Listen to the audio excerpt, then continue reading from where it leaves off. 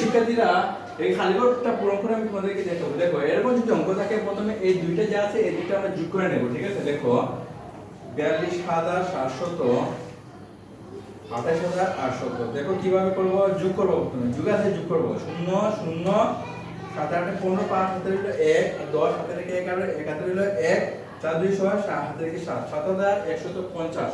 এবার দেখো এটার মান হলো কি 71,500, ঠিক আছে? এবার কি করব, যোগ যেহেতু আছে এটা থেকে আমরা এটা কি করে নেব, বিয়োগ করে নিব। তাহলে এখানে আছে 1 লক্ষ 1,70,000 অযুত লক্ষ। এবার লেখো কি 71,500, ঠিক আছে? হ্যাঁ 71,500। এবার যদি আমরা বিয়োগ করে নিই তাহলে উত্তরটা বের হয়ে যাবে 0 0, ঠিক আছে? 10 থেকে 0 থেকে 5 যায় করলে গেলাম 1 10 10 10 থেকে 5 বিয়োগ করলে 5 থাকে, ঠিক আছে? এখানে তাহলে 9 9 থেকে 1 বিয়োগ করলে 9 থেকে 1 বিয়োগ করলে কত থাকে, 8 থাকে, ঠিক আছে না? 9 থেকে 1 বিয়োগ করলে 8 থাকে। হ্যাঁ ঠিক আছে, তাহলে এখানে কত থাকবে, সরি হ্যাঁ এটা ঠিক আছে, এটা ঠিক আছে। হ্যাঁ তো এগুলো থাকবে 9 9 থেকে 7 বিয়োগ করলে 2 থেকে 28,500 থাকবে, ঠিক আছে? তো 28,500। এবার দেখো তো, এবার এই তিনটা যোগ করলে আমাদের যোগফল এত হবে, বুঝতে পারছো? ধন্যবাদ তোমাদেরকে।